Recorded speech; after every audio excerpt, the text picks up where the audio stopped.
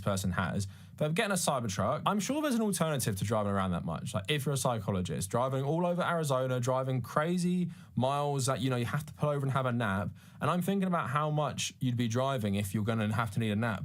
During the drive, you'd be driving like maybe like 8 hours or something, right? But at the same time, it just sounds like complete justification for buying a Cybertruck. Like, yeah, buy a Tesla then. Buy another Tesla. Why are you buying the Cybertruck and saying, well, I could get the tax write-off for the Cybertruck? Okay, then I don't have much sympathy for you. And also, she says she bought her Tesla in 2021. Elon Musk was controversial in 2021. So you can't pretend you didn't know that he was bad. And companies like Tesla, you just can't divorce them from Elon Musk. So let's get into this is the more funny part of the article. So reactions I get have been surprising. It's fun to see kids wave and snap pictures. Most aren't shy. Some ask whether it's okay. Others will walk up, pose, and take pictures of videos. Their innocent responses are heartwarming. So it sounds like you just wanted attention. What's heartbreaking, though, is the way many adults respond. I've been flipped off, mean mugged, and given many thumbs down. I've also experienced being shouted at in traffic and others aggressively merging in front of me. I mean, are we going to say that's all because of the Cybertruck? Anyone who drives will tell you people are just fucking assholes. Apparently American driving culture is even worse. Apparently the UK is pretty good by comparison. So I'm not going to say that. So at the moment we've got you've been flipped off and had a thumbs down.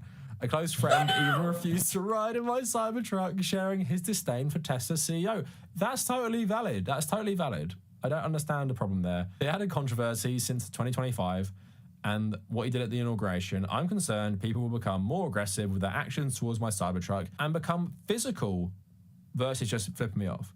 It's like driving a Cybertruck makes me a target for adults' opinions about Musk. To be clear, I bought the truck before he became a polarizing figure. No, you didn't.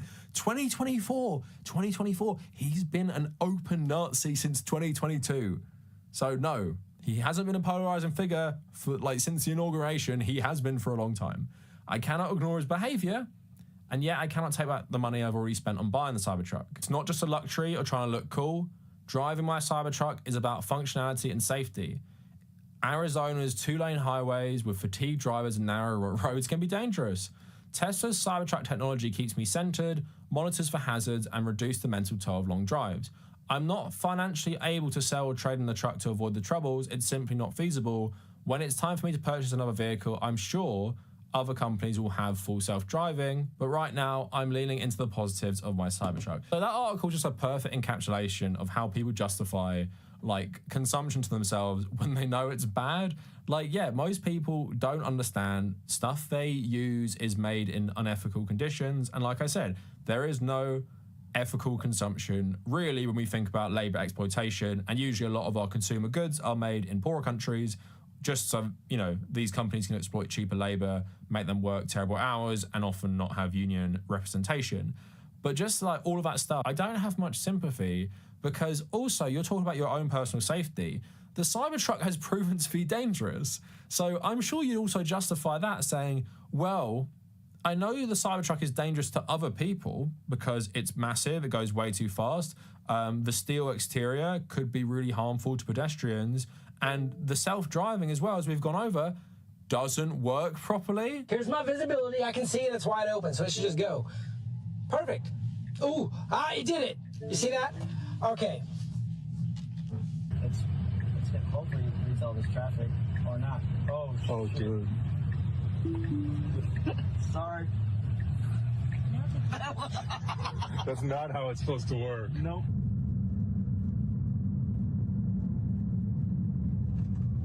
Whoa.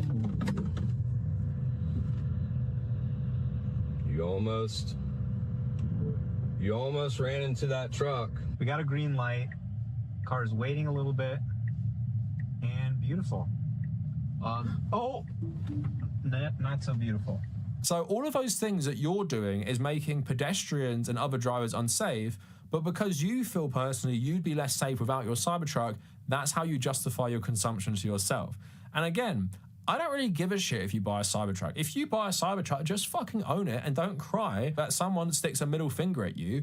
You have to justify it as well to yourself with, I know Elon Musk is a terrible person and I'm buying it anyway. And if you can reconcile that, then cool. I'm not going to go out my way to like make you feel intimidated for owning a Tesla car. I'm sure most people won't. But a few like harmless jokes, because the guy who profits off you owning this is an actual fascist, I mean, is not the worst thing. And maybe this will be a learning experience where you'll think more about how your consumption affects the world, particularly when it is enriching someone as terrible as Elon Musk. But yeah, you're not a victim for buying a luxury car so your job can be easier. I'm sorry, like I just don't have much sympathy for people who have to buy like a car that costs like what? More than like double what someone's first down payment on a house would be. And you're saying it because it fits in with your like tax write-offs, if I understand that correctly. And you need it for the full self-driving, which I've actually made videos on, which is unsafe. Again, I'm sorry, I don't have much sympathy. And yeah, like the one thing I've said, just to end it on a note about the economic system, I've said the one good thing about Elon Musk is how many people can connect him and his wealth to how undemocratic capitalism is. And I don't think they'd think about it like that necessarily. But even in the UK has like an insanely negative opinion of Elon Musk, like across like ages, across political allegiances. And I think what it shows to people is there's no guardrails on some crazy billionaire from destroying your country's small semblance of democracy. He can just come into Germany, he can come into Italy, he can come to the UK and be like, well, who wants some? Who wants a bit of money? I'll fund you crazy fascists, I'll fund you Tommy Robinson, I'll fund you AFD, and who's gonna stop me? No one's going to stop me because they all benefit off this system as well. Labour's not going to regulate my donations because they get donations from other people which help them win. So I'm hoping just with a lot of this stuff, what everyone's realising, and even with like what happened with Waluigi in America, I'm just hoping people are now just connecting the dots of, yes, your life is shit because of people like Elon. And you cannot divorce your consumption of stuff he profits off with him having this wealth and power. And I'm not making the argument that Elon's existence or his power rests on just like this random woman buying a Cybertruck, but I'm just saying I'm hoping people just don't divorce it anymore, because it's fine to realize there's no ethical consumption under capitalism, and that chocolate orange might have been made with, I don't know, unethical labor or something, but that's just an inescapable fact about our economic system. But it also doesn't justify every single purchase you made, because fuck it, who cares? If it's all actually bad, then none of it's bad, which is a mindset I actually hear from like a lot of American leftists as well. But no, you try your best to reduce your unethical consumption while realizing it's absolutely impossible to reduce it fully. That is it for the video. Let me know what you guys think down in the comments. And if you made it this far, thank you for watching.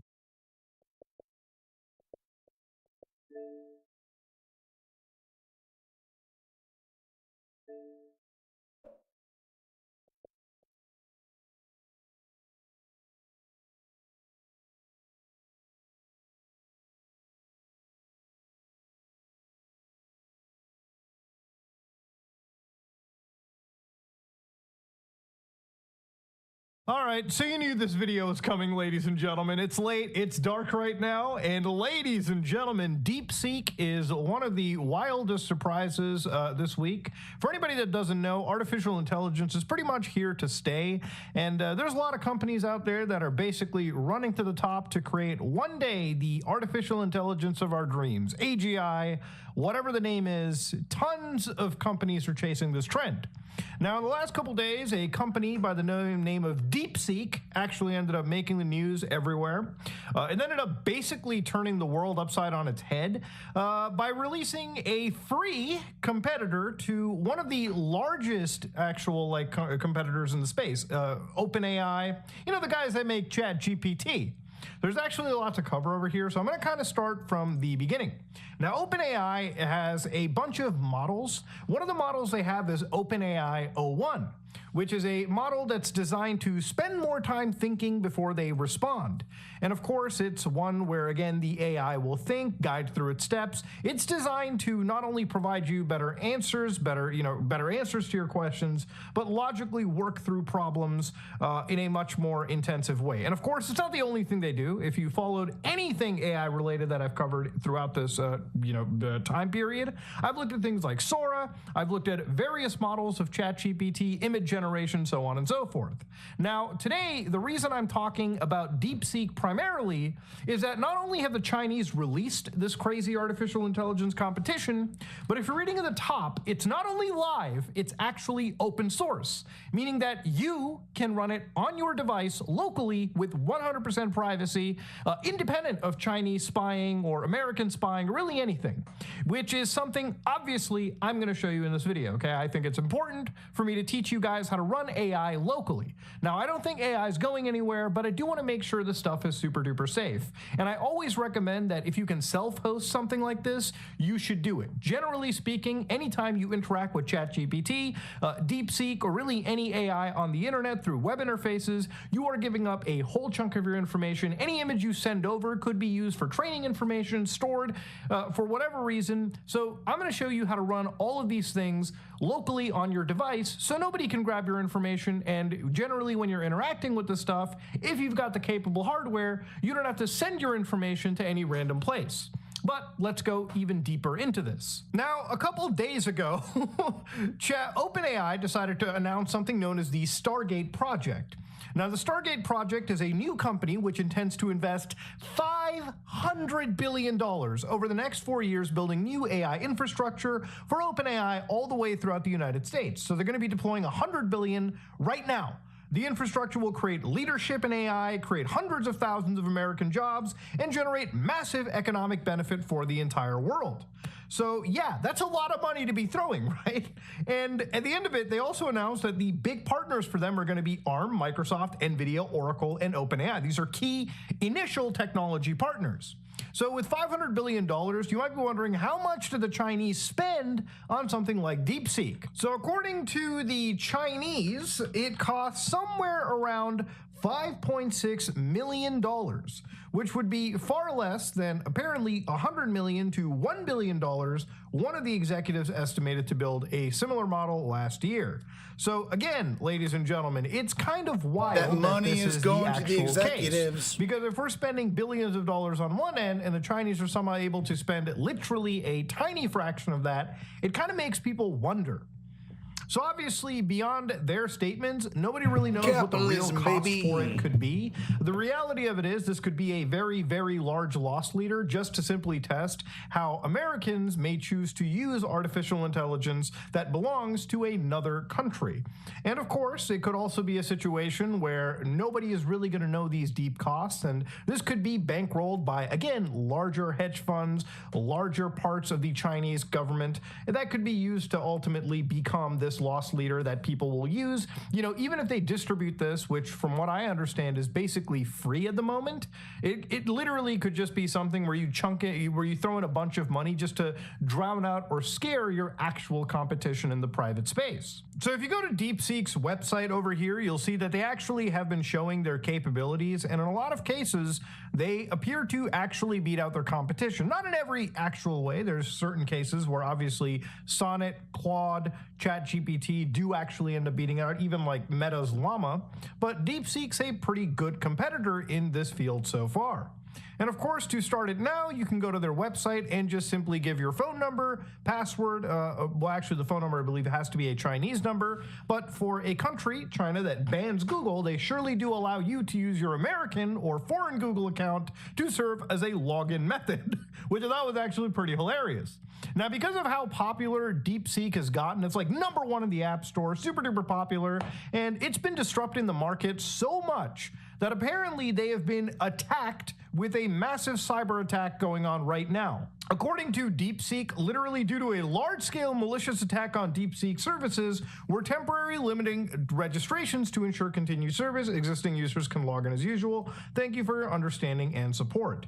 And obviously, with all of the advancements that they've kind of done, if you look very carefully at what they've done to the actual market, it becomes pretty apparent why they're getting attacked. Like, if you look at the NVIDIA stock, literally as I was making this video, they're just doing fine. They're doing absolutely okay. Boom! They drop like a rock. In the last 5 days, you're looking at a 14.8% drop. And to give you an idea, apparently, according to the actual analysts over here, you're looking at a $600 billion shedding for NVIDIA. Just imagine waking up that day with your NVIDIA bags and you're like, oh no, what happened? Why am I losing money? Obviously, some crazy bullish investor on Wall Street Bets is just rubbing his hands going, it's time to buy that dip. Now, why is NVIDIA suffering the hardest? Well, if you want to know how training these AI models come out to, one of the biggest tech companies, the people that create the hardware, NVIDIA in this case, create these massive GPUs and these clusters that these companies buy for exorbitant prices to serve as training hardware for multiple AI. So it could be OpenAI, it could be Grok, or in this case, it could actually be DeepSeek because they've also used NVIDIA technology. But they've said they just spent $5.6 million on NVIDIA stuff. And how they apparently did that was because, so right here, the H800 GPU, so they're not using like the newest or the most expensive GPUs. They basically said that they can create something super duper efficient that requires, again, a fraction of that compute power. And the reason, again, why NVIDIA is falling is that usually they're able to flood the market with like tons of these chips. And now the market is realizing, whoa, maybe we're putting way too much, maybe we're putting way too much stock on how much each of these chips are needed. If you can get this DeepSeek stuff done with a fraction of the compute power and all the hardware, maybe the market should kind of correct itself. Cooking Boy here writes, H800 has a fraction of the computing power as the H100, let alone the new B200, and retails for cheaper with less profit to NVIDIA. If cutting-edge models can be trained on much less compute, then there is less demand for the highest profit margin, most expensive GPUs from NVIDIA. At least that's what the market fears, and I think that's the most succinct way to kind of put this. Now, since you can't access DeepSeek, V3 right now because of a cyber attack, if you have the hardware, meaning you have some serious, like actual, we're talking tens upon tens of thousands, if not more dollars worth of hardware, you can go to Hugging Face and actually download the most, like their actual model right now. So for instance, 325,000 downloads as of a week ago. This is a 685 billion parameter model. So you could just download, again, DeepSeek V3 and try to effectively run it on your actual hardware. And some people, from what I've understand, actually have tried. But we're not going to do that. So to run DeepSeek, it's pretty simple. First thing you need if you have, and I'm gonna make this guide for people that are using Windows, which is the majority of my community, but of course, if you have Linux or Mac OS, you can also achieve the same thing. So inside here, if you want to run it, or if you want to run even things like Llama or Phi, download a program known as OLlama and just get it installed under your operating system. After this, go to a site, chatboxai.app, where you can download a chatbot AI that will interface with your OLlama server locally installed to your device. So once you've installed OLlama, all you can do is open up your start menu, go to the terminal, and inside your terminal, you want to type in OLlama run DeepSeek R132B. Now there's other versions. 32B is just something that I'm running on my system, but there are multiple different types. There's DeepSeek R1:1.5B, which would be the smallest version, something that you could even run on a simple cheaper device. Then you can work your way up to 8 billion, 14B, 32B, and of course the smartest version, 70B. So in this situation, of course, if you have the hardware that I have in my system, meaning 128 gigs of RAM, a RTX 4090, Ryzen 9 5950X, and a whole boatload of storage, then yes, you can run some of the more stronger parameters. But again, your mileage may vary depending on the hardware. So at this moment in time, when you open up your actual chatbot service, you can basically go to the settings corner at the bottom left, and then inside where you get the model, you can go to your model provider and pick OLlama API. And if you have the actual OLlama DeepSeek model installed, you can go down into this option and click whatever model you've installed and just hit save. And that, ladies and gentlemen, is how easy it is to get a locally running AI on your system. So let's actually see what this little bad boy can do.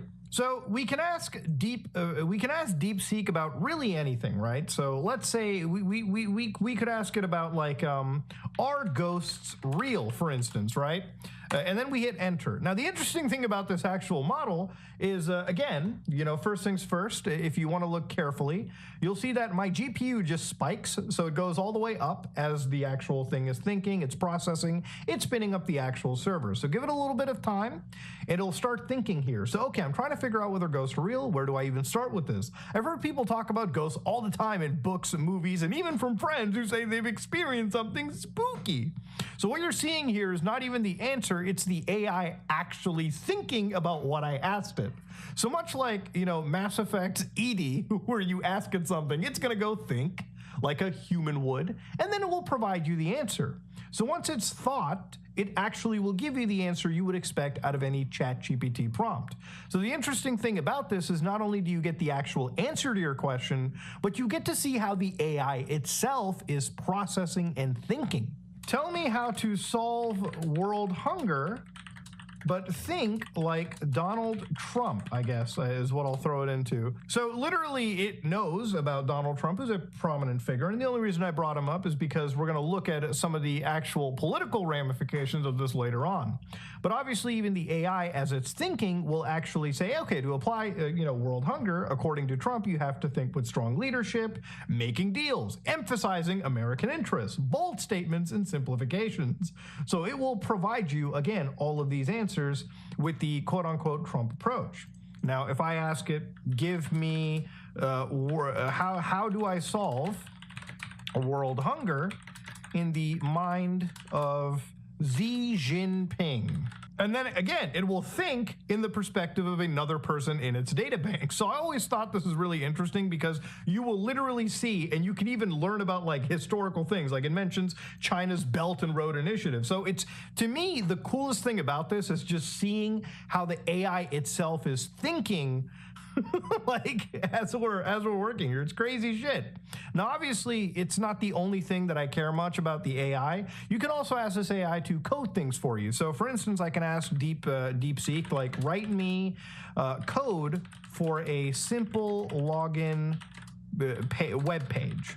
So at this moment in time, it'll think, it'll be like, all right, the user is asking for code to create a simple login page. So first, it's going to structure HTML, then it's going to style, then it's going to validate, and then here it is. It's actually writing me the HTML code. So we're sitting in a world where, like, I feel so scared for like junior coders these days because goddamn, AI is really coming for some of the jobs that people least expected to lose first. So again, it writes this actual login page, and of course, once it's done, it'll actually also provide you a preview in this chatbot software so you can see it for yourself before you actually throw it into, you know, production or testing or whatever. So right here, I'm just gonna hit that preview button, and boom, there it is. It actually wrote me a simple login page, which I think is pretty damn cool. So I can even say, it's like, write me code for a basic web-based roguelike dungeon crawler game in the vein of NetHack. I wonder what it'll do here. It's actually crazy. It's going through it. Oh my God. It's actually insane, man. So it's like thinking, it's like I'm making a goddamn game. I'm writing a grid-based system, characters and monsters, movement, combat mechanics, dungeon procedurally.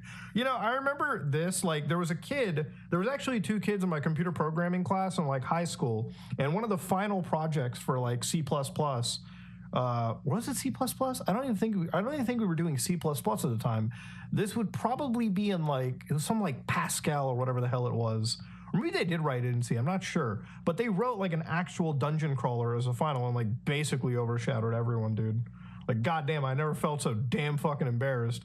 But again, you know, they're writing this whole code out for me, and you can preview this for yourself. And obviously, you can see where the parameters tend to show, right? Like, this is my 4090, and we are using basically all of the dedicated GPU memory, and the utilization is going off the wall here. It's not really doing anything with my memory or my CPU as much as it's taxing my actual GPU. So like I said, if you don't have the 4090 or an equivalent GPU, you might want to run a smaller parameter because this will take significantly longer for you to do if you don't have the same set of hardware I do. Now, there is a darker side to this model as well. Obviously, it's not perfect because this is a Chinese-based LLM. We also have to deal with Chinese-level censorship. So, for instance, when I say, can you tell me why Xi Jinping looks like Winnie the Pooh? Now, obviously, this is a pretty severe no-no, and I'm sure there's probably a Chinese assassin waiting for me. But again, when I ask it, it seems odd because Xi Jinping is the president of China, but there's some underlying reason. I think about how comparing people's public figures to characters know for various reasons. There's cultural differences, another angle is media representation, and I wonder if there's political there's definitely political repercussions to making those comparisons. So for instance, a lot of people wanted to check if this AI is censored because of its Chinese origins. And obviously, if you ask it, tell me about the Tiananmen Square massacre. And again, there's worse massacres that have happened, but this is the one that people always like to ask and do the Chinese censorship test. So again, it'll think about it for sure. I also remember hearing censorship around this topic, especially in China. So getting accurate information may be tough because of that.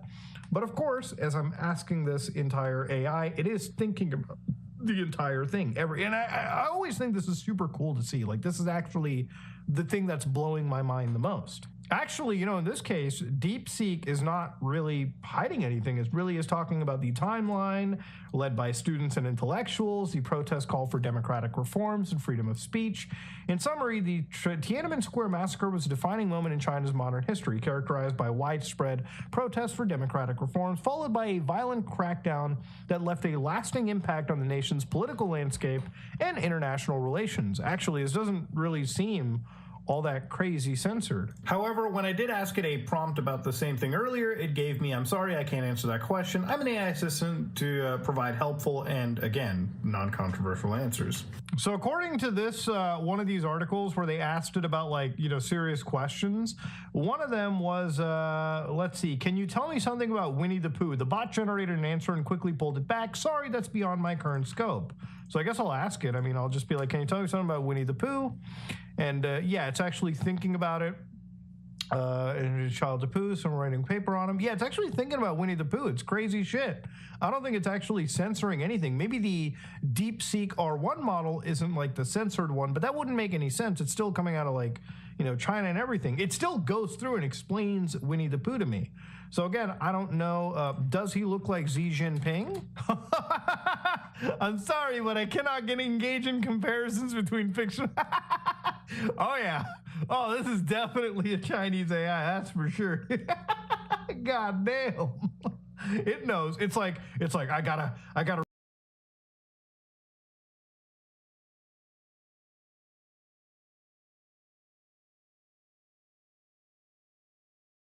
Oh my God, I am going to literally Sudoku. Oh my God, I am going to Sudoku in a very public manner in a video game. Chatters, we're in a bad situation. We're in a bad place. I don't know how else to explain it, but here it is. Press Secretary Caroline Leavitt holds Trump administration's first White House press briefing. So what does this pause mean? It means no more funding for illegal DEI programs. It means no more funding for the Green New scam that has cost American taxpayers tens of billions of dollars. It means no more funding for trans. I love that.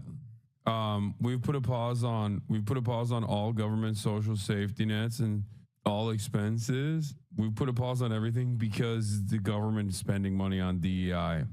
Using DEI to effectively gut federal programs and federal spending. Oh my God, two parties running at different speeds. Senate Dems are holding a press conference today to condemn the pardoning of January 6ers. That was done a week ago. Unclear if there's a presser today to go after OMB's power play to take over all of federal grant money. Oh my God. Oh my God. What? Dems need an extra day to come up with a counter to the Medicaid freeze? Oh my God. Hakeem Jeffries in Dear Colleague letters lays out House Democrat strategy in response to the federal grant freeze. We will convene an emergency meeting of the House Democratic Caucus tomorrow. In response, at the meeting, we will discuss a comprehensive three-pronged counteroffensive anchored in 1, appropriation strategy, 2, litigation strategy, 3. Dude, what is going on, man? What? They are more incompetent than I thought they would be. Like the Democratic Party is truly worse. I'll just say it like this. The Republican Party is not worse than I expected because I expected the worst of them. But the Democratic Party is truly, truly worse in their performance than what I expected them. And the bar was low. I expected them to do at least a little bit. Like I said, there's not going to be the classic hashtag resistance, all the stuff, right? And, you know, yeah, I was right that there wasn't going to be a classic hashtag resistance. That's fine. But this is, you know, beyond the pale. Dems are quiet quitting. I think they quiet quit a long time ago. The Ways and Means Democrat. Hey, so this is insane. Oh my God. OMB memo sent to me appears to suggest a pause on basically all federal assistance starting tomorrow at 5. Is there any other way to read this? Hey, so this is insane. We are the we're the Ways and Means Committee for the Democratic Party. And hey, is anybody else seeing this? That's not good. Anyway, I'm falling asleep, but like with my eyes open. Genderism and wokeness across our federal bureaucracy and agencies. No more funding for Green New Deal social engineering policies. Again, people who are receiving individual assistance, you will continue to receive that. And President Trump is looking out for you by issuing this pause because he is being good steward of your taxpayer dollars. Thanks, Caroline. Sure. How long is this pause going to last, and how is the Trump administration recommending that organizations that rely on federal funding make payroll, pay their rent in the meantime? It is a temporary pause, and the Office of Management and Budget is reviewing the federal funding that has been going out the door. Again, not for individual assistance, but for all of these other programs that I mentioned. I also spoke with the incoming director of OMB this morning, and he told me to tell all of you that the line to his office is open for other federal government agencies across the board, and if they feel that programs are necessary and in line with the president's agenda, then the Office of Management and Budget will review those policies. I think this is a very responsible measure. Again, the past 4 years, we've seen the Biden administration spend money like drunken sailors. It's a big reason we've had an inflation crisis in this country, and it's incumbent upon this administration to make sure, again, that every penny is being accounted for honestly.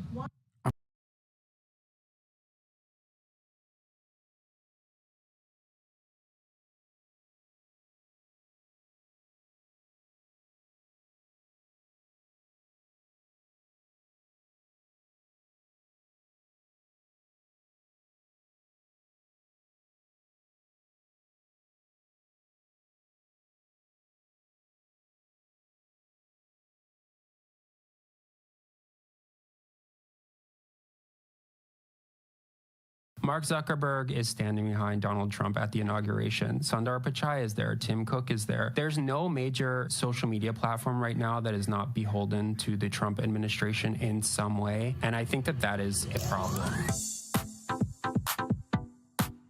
Over the past week, Silicon Valley has been in an absolute meltdown. Tech stocks plummeted on Monday after DeepSeek, a Chinese company, released multiple open source AI models that blow U.S. competitors out of the water. And they did all of this by using less money, chips, and energy. The company says they are on par with or better than industry-leading models in the U.S. at a fraction of the cost. It's been called an extinction-level event for some venture capital firms, and angry tech people are already screaming about how DeepSeek is a CCP state psyop and economic warfare aimed at making American AI unprofitable. To untangle this whole mess, I brought in Jason Kebler of 404 Media. Today, we're going to break down exactly what's going on with DeepSeek, what it says about the global tech landscape, and how a more decentralized model for the internet could ultimately free us from this billionaire-controlled hellscape. Jason, welcome to Power User. Hey, thanks for having me. Okay, so Jason, give me a 101 on what's going on with DeepSeek. So essentially, a Chinese company has used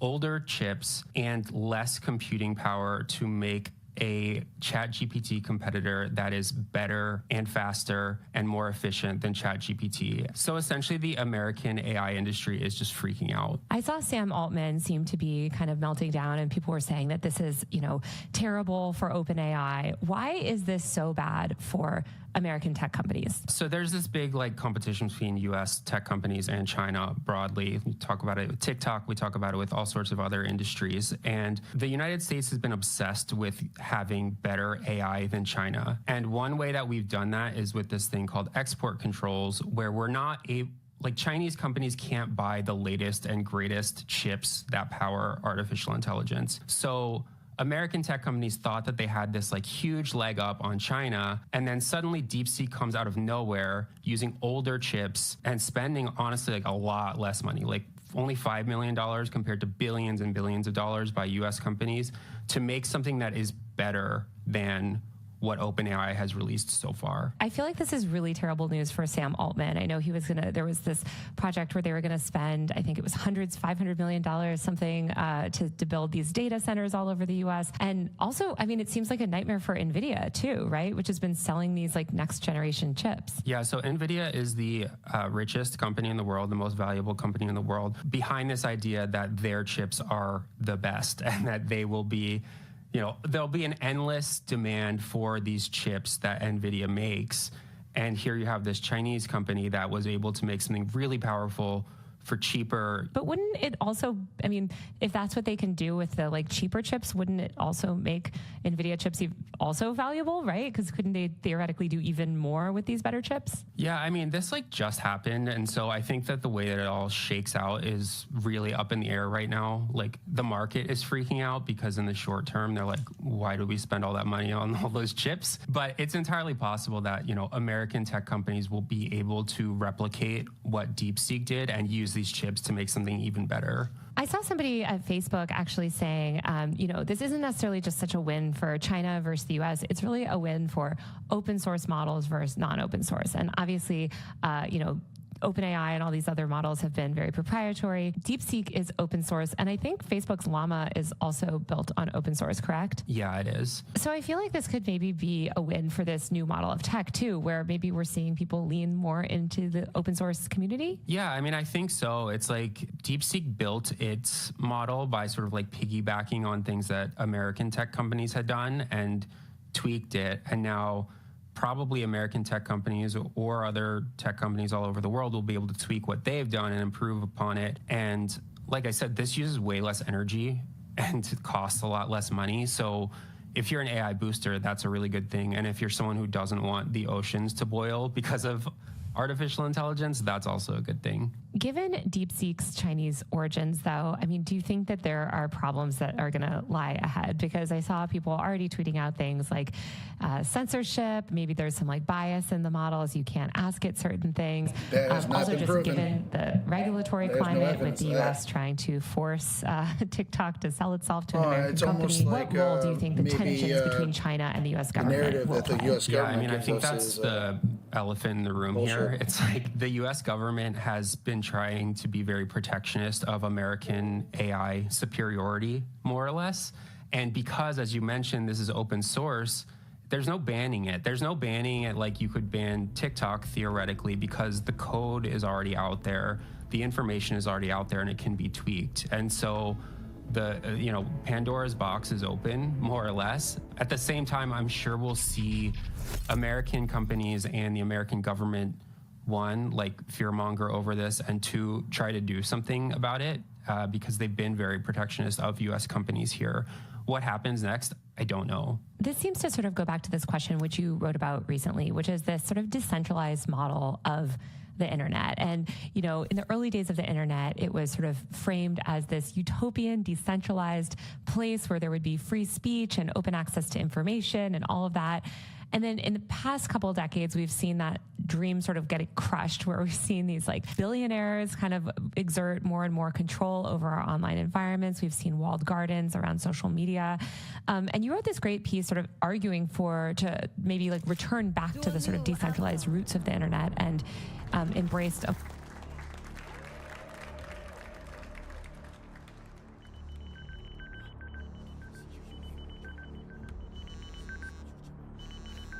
cheap syndicate bastards. That's all we're worth?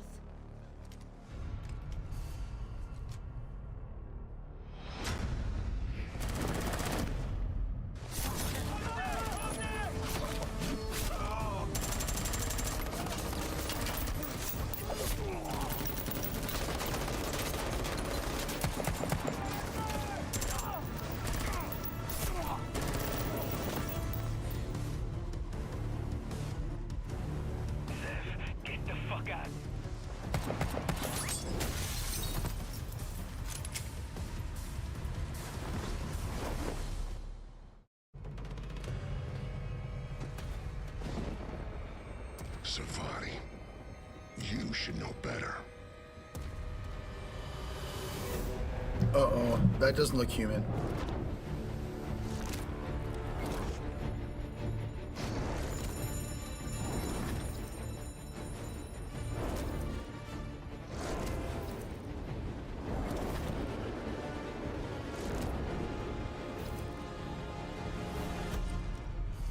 Nowhere to run. Nowhere to hide.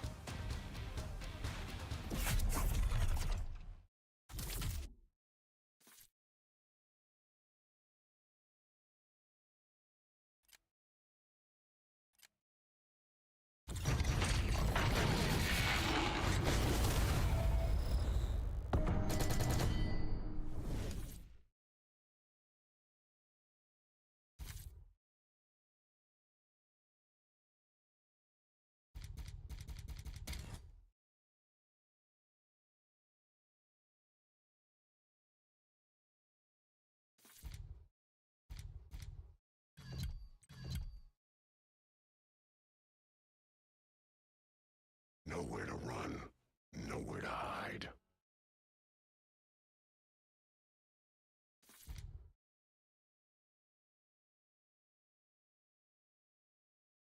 Can't I assign it?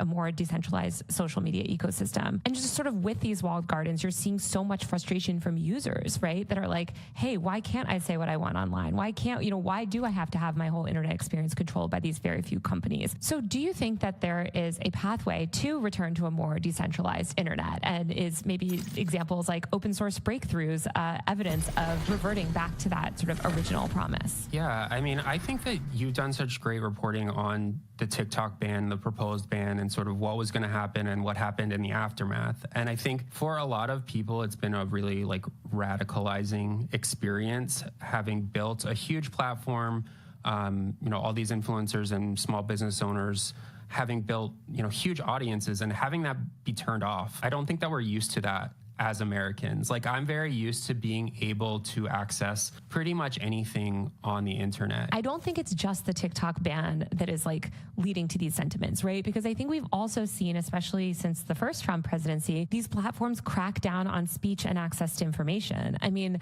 I'll never forget during Omicron, one of the biggest waves of the pandemic, when you tried to search out any information online, and I wrote about this for the Washington Post, people were trying to search out local vaccine centers.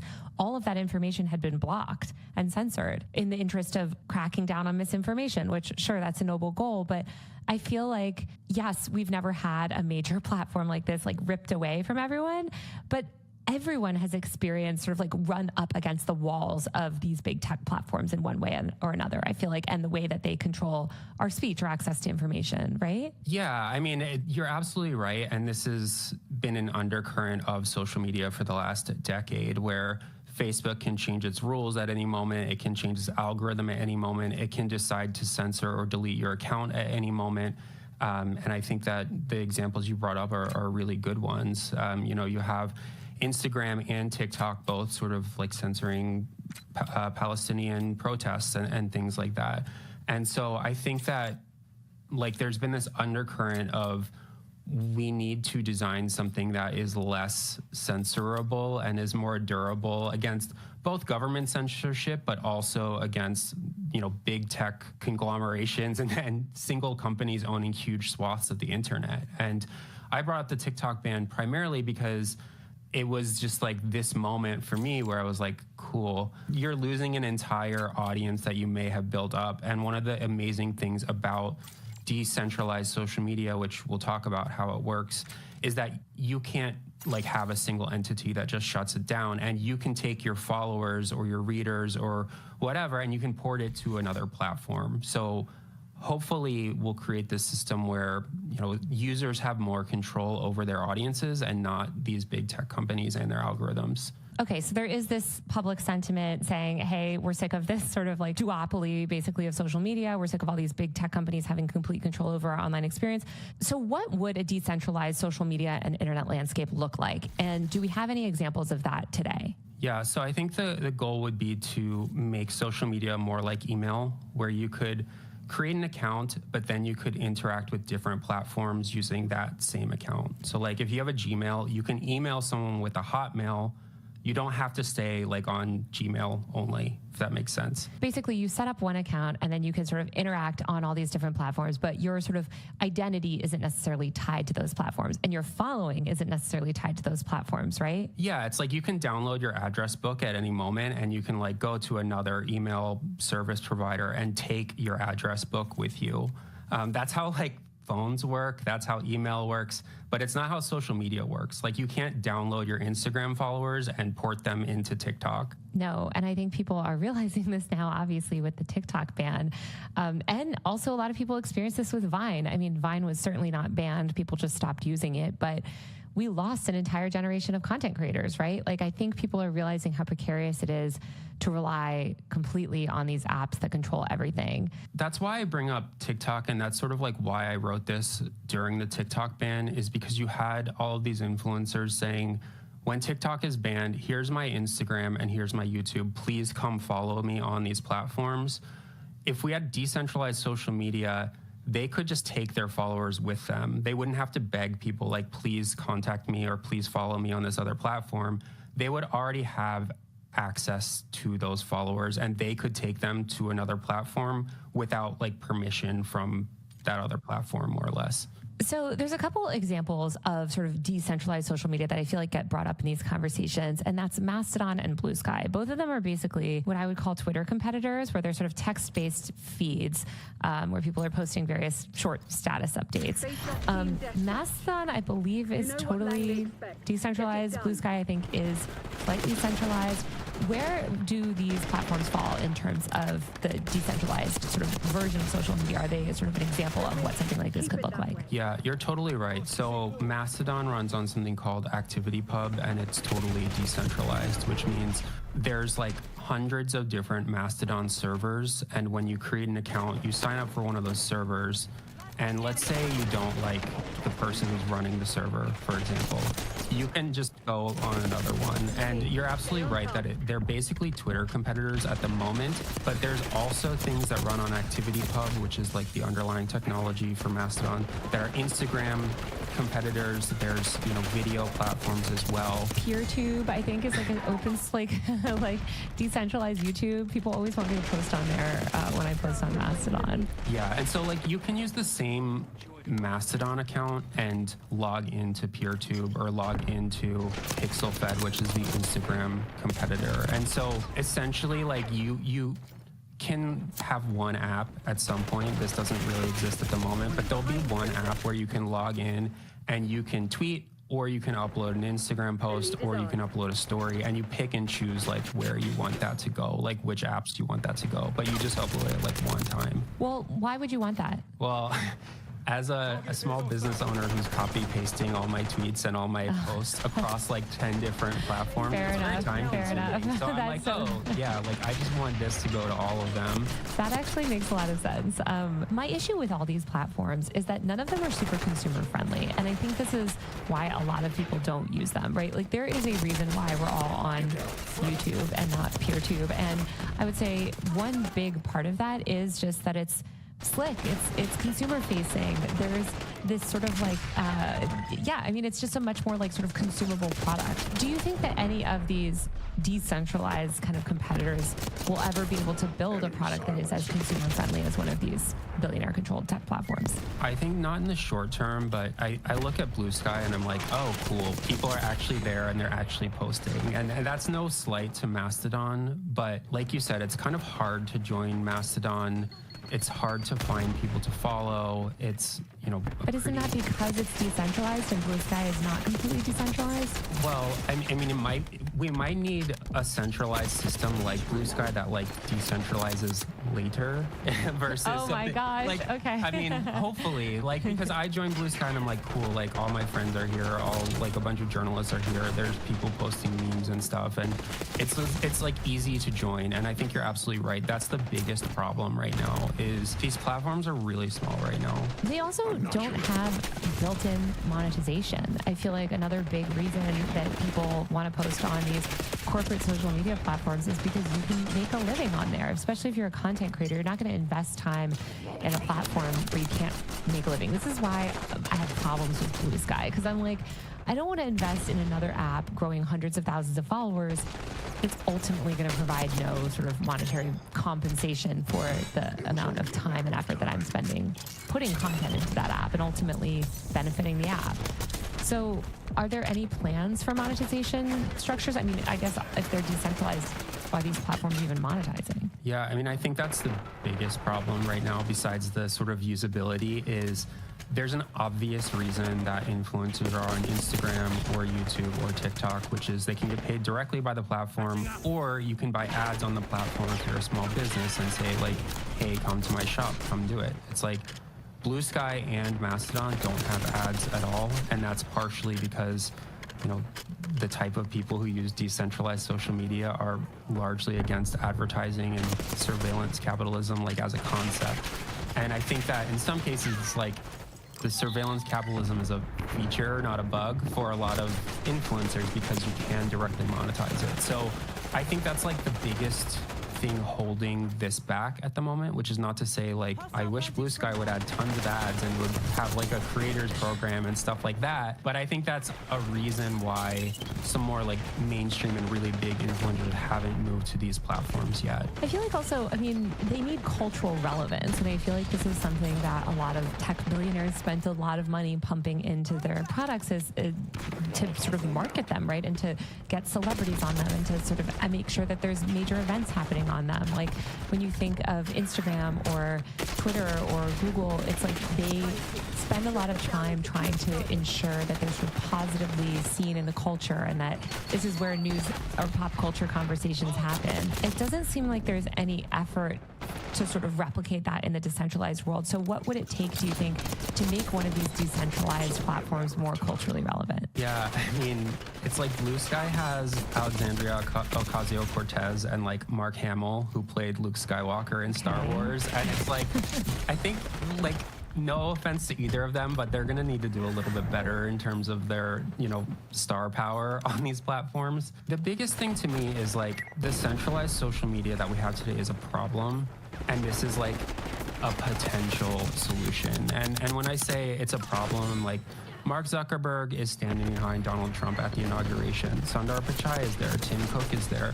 Shu Chao is there. And I just think that there's no major social media platform right now that is not beholden to the Trump administration in some way. And I think that that is a problem. I think that the path between what we have now and a decentralized social media system that is legitimately competitive with what we have now, there's like many, many, many, many steps between where we are and where we need to get. But I guess I just like don't see another way absent, you know, like a business model shift. Some of these tech titans building a backbone for themselves of some sort. Like, they're not going to do that. They're not going to do that. And so, I mean, I try not to be super doom and gloom all the time. And so I'm like, well, we have these other things, like we need to sort of invest in them in some way, which means for me, like posting on these platforms, even if there's not that many people there, and hope that like over time they get easier to use and better. Is there anything that we could learn from sort of the right's alternative social media ecosystem in terms of how to build cultural capital and build audiences? Like, I mean, aside from the mainstream platforms, which, are now all completely right-wing and beholden to the Trump administration, I guess, in various ways, the right also has this entire other ecosystem of apps like Truth Social and Rumble and whatever that support a wide range of right-wing influencers.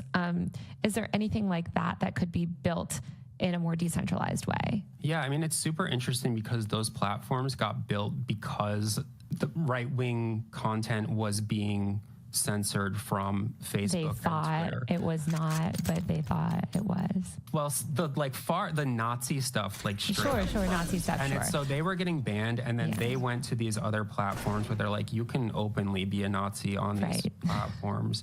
And then the sort of like mainstream conservative stuff was not being banned, and then was just being like, I don't know, like it became a talking point among conservatives. It became a talking point, but I just I think of that Politico article, I think it was from 2022, of that study that came out that actually showed that right-wing content received more amplification in these feeds, and I think we've all experienced that as well. But I mean, I think that pushing that narrative of censorship allowed them to actually encourage a lot of users to go over to these alternative platforms. And maybe if we are looking at building more decentralized power structures, maybe it is worth explaining to people, hey, right, like if you feel like you can't say free Palestine on TikTok anymore or whatever, maybe look at more decentralized options, and maybe that could be used to sort of recruit people over.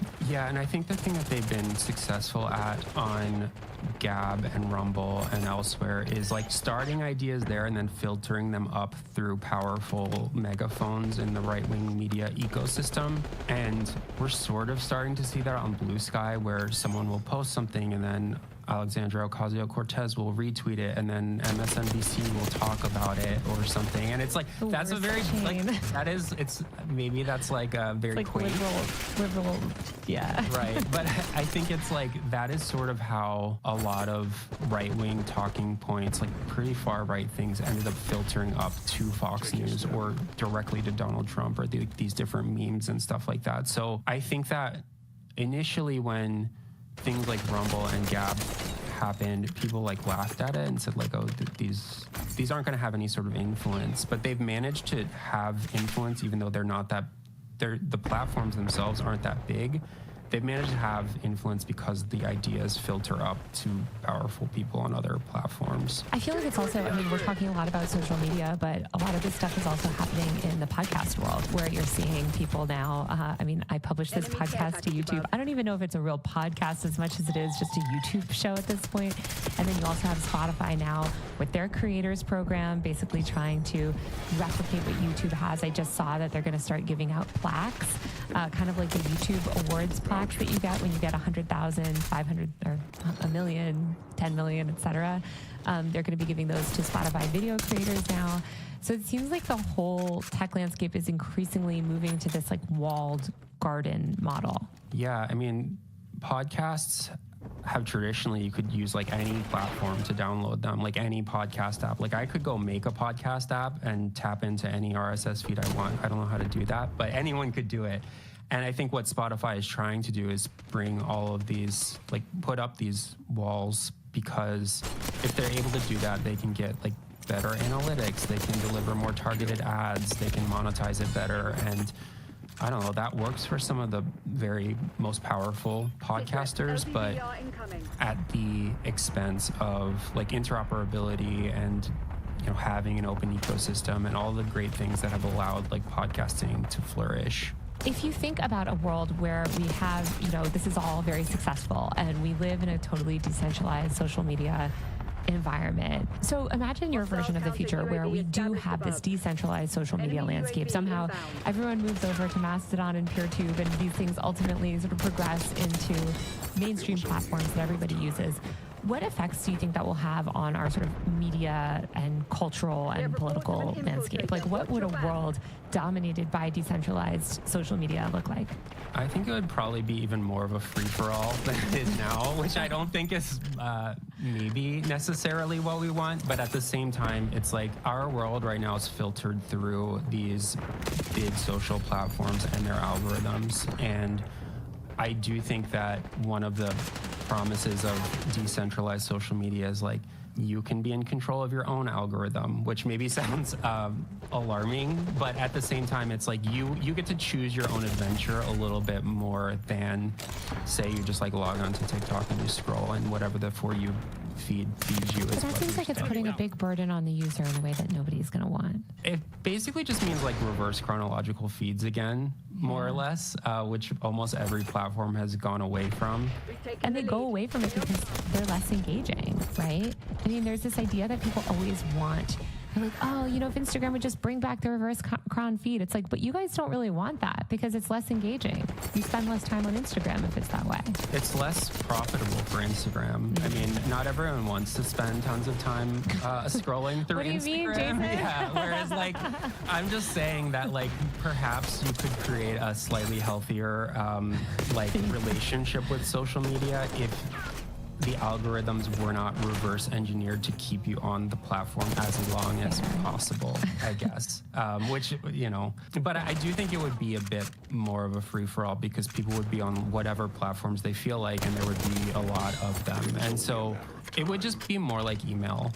Well, I don't think it would be like email. I think it would be like the days of the early web when there was just websites and web rings and like, you know, there was no oversight in terms of like, I mean, broadly, like what you could say on different websites, right? It was all a lot more decentralized and it was a lot more on the user to sort of seek out the content that they wanted and to sort of proactively consume content, right? Yeah, I remember thinking when I was first on the internet, like the internet is endless, and it is endless. But I think that the way that we use it now, or at least the way I use it now, is I check X, I check Instagram, I check TikTok, and I check like Reddit. And then I scroll for a little while and I'm like, oh, I'm done with the internet. There's nothing else going on. And I feel like I very rarely end up on random rabbit holes on the internet anymore. Like I'll end up on weird parts of Instagram or weird parts of Reddit, but I don't end up on like weird websites like I used to in the 90s or whatever. And I think that maybe we would go back to something more like that, like you're saying, like maybe a weirder, maybe like a little more discovery. Well, is there any like one final thought that you want to say in sort of in line with that? Yeah, I mean, I think that we've talked about a lot of things on this podcast. Like we started with DeepSeek, but DeepSeek itself is kind of like decentralized and open source and can be modified and things like that. And so I think there's like two real competing visions of the internet. There's like the corporate walled garden controlled experience, and then there's like the Wild West decentralized choose your own adventure experience. And these are like two competing visions of what the internet could be. And I think one is controlled by a very small number of people and the other is controlled by like the masses. And you know, I want an internet that's controlled by the masses where you can kind of choose your own adventure, because I don't think that we want an internet controlled by oligarchs and their algorithms. Totally agree. All right, that's it for this special bonus episode of Power User. If you want more, don't forget to subscribe to my tech and online culture newsletter, usermag.co. That's usermag.co. And 404 Media is also on YouTube. You can subscribe to them at 404 Media Co. I'll have a link down below in the description. See you next time.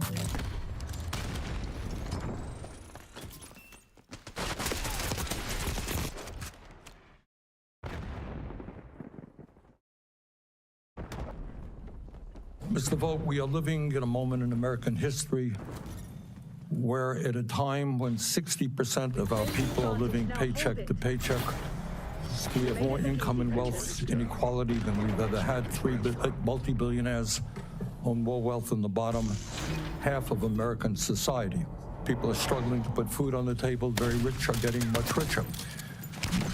We have heard from our Republican colleagues in the House that they think it is a good idea to go forward to provide massive tax breaks to the billionaire class, and at the same time help pay for that by cutting back on Medicaid. And I know that you are more than aware that Medicaid not only provides health care to tens of millions of lower-income people, but 2 out of 3 people in nursing homes in America, elderly people, are on Medicaid, paid for by Medicaid.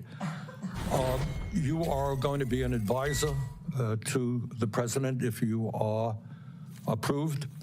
Will you tell the president that it is immoral, that it is wrong to cut Medicaid, cut health care for low-income Americans, for children, and for the elderly, and give tax breaks to the very richest people in our society? Is that something we can count on you to do? Senator, one of the problems, and I appreciate the questions, one of the problems that we have in the Medicaid problem is the extent to which, instead of being a program for the poor, it's alone, and the extent to which it's meant for nursing homes and things of that nature. We have able-bodied working adults on the program that are benefiting from a higher match rate than the populations that it was originally designed for. And as a result of that expanded match, you also have states kind of chasing that match in other ways that have made it so that they're not looking at improper payments. All right. You're going into I don't have a lot of time. You're going into another area, and that is a healthcare system in general. As you well know, unfortunately, the United States of America is the only major country on earth not to guarantee health care to all people as a human right. And the result of that, despite Medicaid, and we can argue about this or that aspect of Medicaid, despite that, 85 million Americans are uninsured or underinsured. And importantly, and your colleague, Mr. Musk, made this point, we are spending far more on health care than any other country per person. I wonder, as an advisor to the president, will you try to determine how it is that countries around the world are able to provide care to all of their people, and in some cases spend 50% per capita of what we're spending? Do you think the function of the American healthcare system should be to make huge profits for the insurance companies and the drug companies, or do you think maybe we should have a system that guarantees healthcare to all people as a human right? Do you believe that healthcare is a human right? Senator, I believe that it's very, very important that we put the healthcare dollars that the taxpayers are covering for the healthcare system, which you just mentioned is substantial, and to make sure we have the best outcomes in those programs. I want the people who benefit from Medicaid to have a great Medicaid program. And I look at a situation, a tragedy we had where DeMonte Driver, a 12-year-old, dies of a toothache because the infection was never, you're right. never found. Look, I don't want to argue. The healthcare system, in my view, is broken. It's dysfunctional. But my question to you, it's a simple one, as an advisor to the president. Do you think we should join every other major country on earth and say, you know what? Whether you're poor, you're rich, you're young, you're old, healthcare is a human right. We are the richest country in the history of the world. Do you think we should do what every other major country on earth does? Senator, I think it's important to provide legitimate evidence-based outcomes for people within the healthcare system, and to make sure that we tailor all of the dollars that are spent towards. But that, you didn't answer my question. That they have good healthcare. My question, fine. Question is a simple question. In America, should we do what every other major country does and say, I don't care if you're poor, you're rich, you're old, you're young, healthcare is a human right? Yes, no. Senator, I think the president has not made he ran on providing good healthcare outcomes. That's my view. You're an advisor to the president. You're going to be a key advisor if you are approved. Do you think that healthcare is a human right that every American should be entitled to?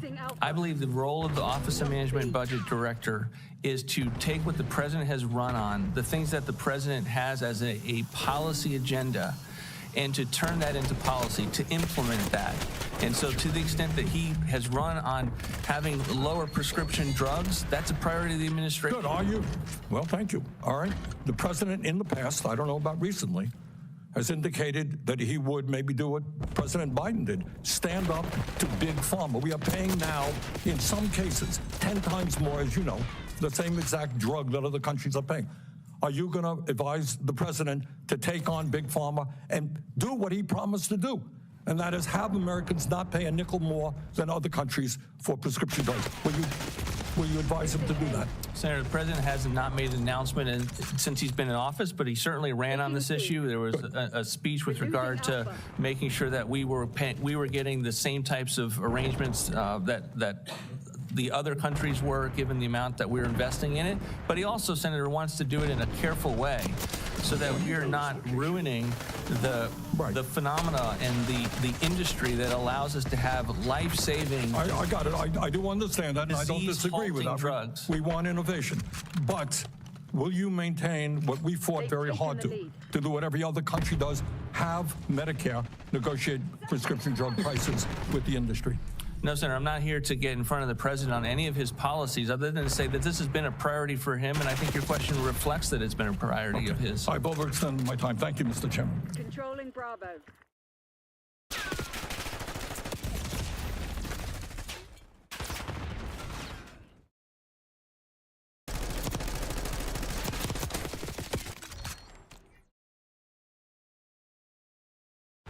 Again! You idiots! I'm not going anywhere! I'm staying right here! You motherfuckers! I got my real estate, I got my money, I'm fine! I'm not going anywhere! I can't be bought! That was real. Listen, you make it like 200,000 a month on the tube or 300,000, that's gone. I try. It's gone. The freshman fit boys. Well, lost monetization. I see that was a big story. Do you know why? Because it's not saying anywhere why. What happened?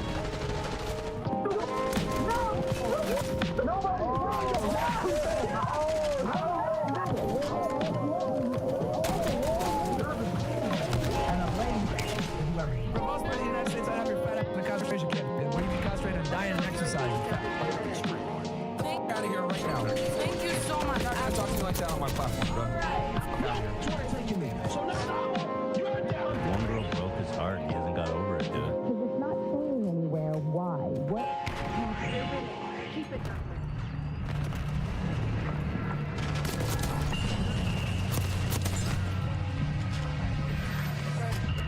Get down, Frank. Attention is the currency of social media, which means famous social media figures will take drastic measures in order to gain that attention. Because at the end of the day, you guys are all anyway, so I don't give a as men age like wine and women age like milk. The now failed podcast Fresh and Fit, hosted by the biggest frauds that I've ever covered on this channel, Myron and Walter, is a good example of someone throwing adult male tantrums in order to gain attention online. You have the fierce tenacity that no one can stop you again. You idiots. Fresh and Fit gained millions of views and thousands of adoring fans, somehow resonating with Fresh and Fit's wild beliefs. I wear gloves and I wear a dress. Would you go out with me? But within a few years from when their podcast freshly began, the Fresh and Fit team have been exposed as self-hating hypocrites in every way imaginable. Racism is awesome. Working hard. There's been a lot. Oh my! You're literally talking. Also, your price is $1,200. Which inevitably led to their downfall and harsh decline, their entire image and reputation falling to ruins. And when frauds fall, they fall hard. Everything is predicated on scamming. Like I said, these guys are not good with women. They're not good at all with business. Myron and Walter raged during their downfall, their tantrums escalating with intense outbursts between the two hosts. We're crashing out. If it said bullying, I would have said, all right, it's we're crashing out. If it was bullying, I would be like, yeah, that was me saying simp. We're crashing out. With Myron spiraling into extremely racist beliefs. The Klan was right about a lot of shit, man. Well, the Klan was right about a lot of shit.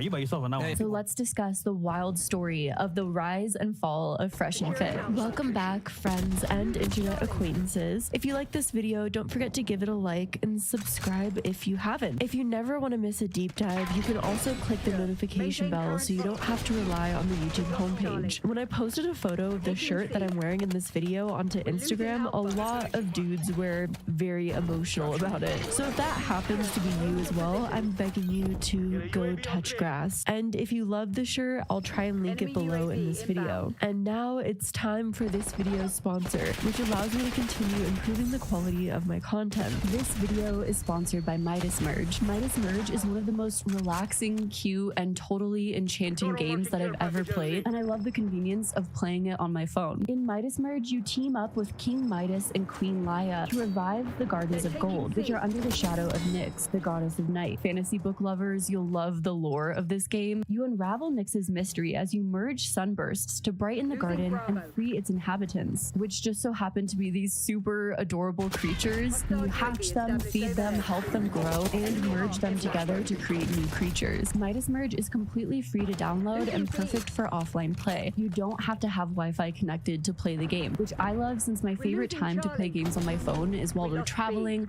or in long car rides. Find your favorite Midas Merge creature, heal the garden, and meet new friends. Download now to be the first among 100 people to use my link or QR code. I hope you watching now are able to have as much fun with the game as I've had. The Fresh and Fit podcast became widely known for its misogynistic takes, and the podcast skyrocketed during the later half of 2020. Their bizarre and outlandish statements gaining them a lot of attention online. Feminism tells women to prioritize their happiness instead of duty. It goes to show how far women have fallen from what they used to be. The Fresh and Fit podcast became infamous for inviting a lot of women onto their show and then getting into arguments with them and dramatically kicking them out. Don't speak unless you're spoken. If anyone strongly disagreed with Myron and Walter or struck up a side conversation, the hosts of Fresh and Fit would get extremely angry, verbally attacking the women and then asking them to leave. In fact, I'm kind of starting to believe that the leaving mid-podcast thing for the drama of it is all a bit that they intentionally do. That was real.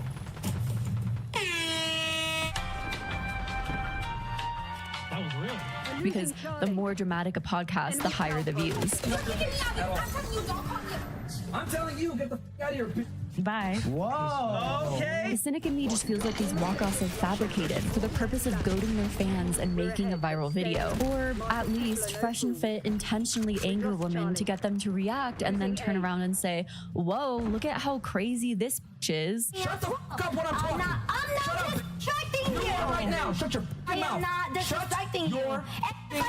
If you look at the people that Fresh and Fit start fights with or kick out the most often, it's black women. On top of that, when they get into a fight with a black woman, they say the most racist to their faces to try and egg them on. You've confirmed a lot of the stereotypes. I'm glad. You have a victim mindset. Thank you. And quite frankly, you're very rude and rambunctious and disrespectful. Thank you. And you've confirmed a lot of the stereotypes that have haunted black women for decades in America. Yeah. Getting into fights with women, being aggressive with them, violent even, gains the Fresh and Fit team more views on their videos. You know what?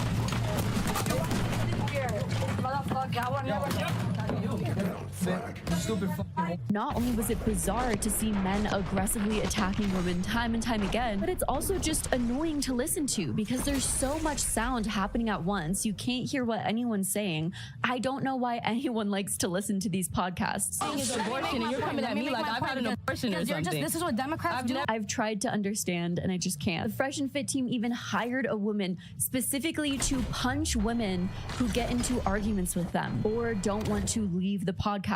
We have a chick here, bro. They're not compliant. Ice is ready to go. Yeah, you can get punched. Yikes. The podcast also became known for using the term bimbos in titles to describe the women they invited onto their show. The funniest thing is, if it was just Fresh and Fit on this podcast, Walter and Myron, it wouldn't get near the amount of views and infamy that it's gained. One of the main reasons the podcast became popular, which you can tell by their most viewed videos, is because of the women they invited on their show. Both Myron and Walter come from normal backgrounds. They had normal careers, but they always wanted to be famous and they always wanted to be YouTubers. Fresh Prince CEO out of Miami, Florida, baby. Before creating a podcast together, neither Myron nor Walter had any experience mentoring others. Both men had entirely different professions, normal professions that didn't require them screaming into a mic or getting into fights with women. Myron Gaines, whose real name is Amaru Fundle, was born in New Britain, Connecticut. Myron graduated from New Britain High and then went to Northeastern University in Boston, where he studied criminal justice and corrections. After graduating graduating Northeastern, Myron worked as a criminal investigation agent at the Homeland Special Investigations Department in Miami, Florida. One would think that sounds like a pretty awesome job, but Myron had other plans for his life. Saving children, that was great, but saving you guys is better.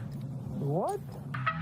Myron got deeply into fitness, and changed his name from Amaru Fundle to Myron Gaines, seemingly because it sounds like Myron Gaines. You know, like admiring the workout gains. Then in June of 2019, Myron Gaines launched Unplugged Fitness, his very own personal training program. I'm here to unplug you from the bullshit that is advertised by the fitness industry. I'm here to give you a no BS guide to improving your aesthetics, strength, confidence, and most importantly, health. His personal training program seems to be still operating today. You know, in case you want this dude to train you in fitness. These two men make fun of people for their appearance all the time. Can't I make fun of them when Slender Man is trying to sell us a fitness course? Despite claiming to have years of experience in fitness, Myron Gaines hasn't posted any certifications in fitness. And after a fitness trainer reviewed his workouts, I'm completely convinced that Myron Gaines knows nothing about fitness and the fitness industry, though watching Myron's workout was definitely entertaining. Alpha move right there. Toss your 15-pound weights behind you. This is unacceptable. For a guy that was or claims to be a fitness expert or trainer, don't tell me this guy's gonna start David Goggins maxing on these constipation lunges. Look at it! Look at it! Look at it! He looks like one of those ancient Egyptian mummy hieroglyphs. This what gives you the mindset and the confidence to tell women? Ha! You follow me. Every day now, not only am I incredibly inspired to try out a workout the way that Myron does it, that lunge walk is truly something, but I also thank the universe daily for blessing us with this amazing footage. Myron also started a YouTube channel for promoting his fitness videos. Myron Gaines here from Unplugged Fitness. See what best rep range there is for you to make gains. But slowly, Myron started abandoning topics on fitness and instead making videos on dating advice and how to get women. From one topic that Myron is clearly not an expert in to another topic that yet again Myron is clearly not an expert in. Today, we're going to talk about, do looks matter for men to get girls? And Myron's content transformed into more and more extreme views on gender dynamics, what he perceives as the problems with feminism and the problems with society. The fact that women have far more options now than they ever did before is making them more selective, so that's leaving a lot of guys out to dry in the marketplace. Myron also created the podcast Fed Reacts off of his former job in Homeland Security. It seems that Myron was trying to capitalize off of the true crime genre, except with the angle that he's a former federal agent. The YouTube channel for Fed Reacts has the same cringy photo of Myron in every single thumbnail. Even though Myron's a former agent, he dresses up like a slutty police officer in a t-shirt and a bulletproof vest, trying to look all masculine and serious. It seems that Myron's main goal was becoming a YouTuber, so he branded himself in a bunch of different ways, seeing what would stick. The fitness guy, the former Fed that covers true crime. Then, his final form, the misogynist with a microphone. Walter Weeks, known as Fresh on Fresh and Fit, and the Fresh and Fit co-host, also had a fairly normal background. He grew up in Barbados and graduated from Barbados Community College with a degree in computer science. In the years 2013 to 2014, Walter worked as an office administrator in Barbados. Then by 2017, Walter was living in Miami and working for Wix, a website that creates websites. I'm 29 years old. I used to be in tech, used to do programming and coding as well. Walter was also married for a period of time and has an ex-wife because he was married and now he's not. Walter talks about this occasionally on Fresh and Fit, but the details of his marriage are largely unknown, aside from his own claims. I married a single mom, that was an experience by itself. Long story short, basically I dated her, she was a very good girl, cook, clean, smash whenever I wanted to. She was perfect. The problem was that the kid came between me and her. Walter has continually claimed that he's had sex with over 1,000 women, and yet he was married for a period of time? Yeah, okay, bud. Honestly, got to a body count, bro. No cap. Good boy. It's over 1,000. It seemed like both Walter and Myron wanted something more for themselves in the life that they were living. They became enamored with the flashy, rich lifestyle of Miami and wanted to be surrounded by beautiful women. They were both striving for that life and incredibly bitter that they weren't living it. Myron and Walter were acquainted sometime in 2020 through mutual friend Solomon Jones and quickly connected on their many shared interests. Actually, maybe just one shared interest, and that's women. How much they both hate them and love them. We spoke for an hour, had similar similar like mindset, and we did the first podcast. We did pretty well, you know. We did 1 a week, and then 2 a week, and then 3 a week, and became what you know today. At the time, Myron was doing live streams on his YouTube channel and inviting different guests on. Myron invited Walter, known online as Fresh Prince CEO, to do one of his live streams with him. We got Fresh Prince CEO out of Miami, Florida, baby. Yeah, man. So as you guys can see, today we're going to talk about Miami. We're going to talk about how to run game in Miami, how to meet women in Miami. And Myron continued to invite Walter back. And oftentimes in their live streams, they talk about picking up women. Today we're going to discuss cold approach versus social media game.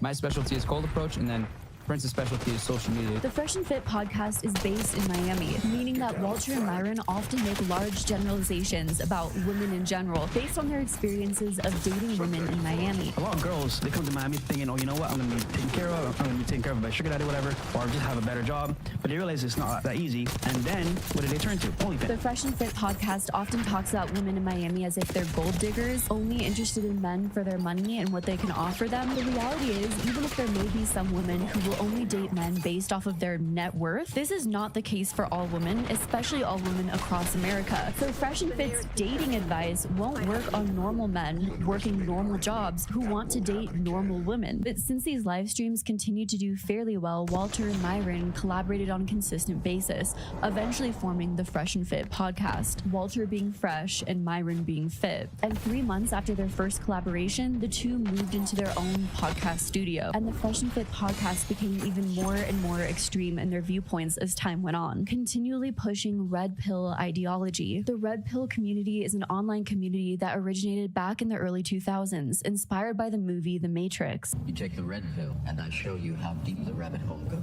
Let me ask you this: what would make a high value guy in your eyes? Red pill community believes they're awakened or something, that only they know the true, harsh realities of gender dynamics in society. And red pill online communities often discuss the many issues in which men are currently struggling through. Women in general have more opportunities and live life on easy mode. If a girl's attractive or even mildly attractive, she's gonna have far more opportunities than a guy. Men are the real people being discriminated against because people don't want to sleep with them. The thing is, those within the red pill community are locked into an echo chamber, all consisting of entirely men. How can you get the truth of anything when discussing said truth with only a small group of the population? There are several terms and phrases that the red pill communities often utilize. The term that Fresh and Fit most often uses on their podcast is the term high value man, which describes who they think their audience should be and what they believe women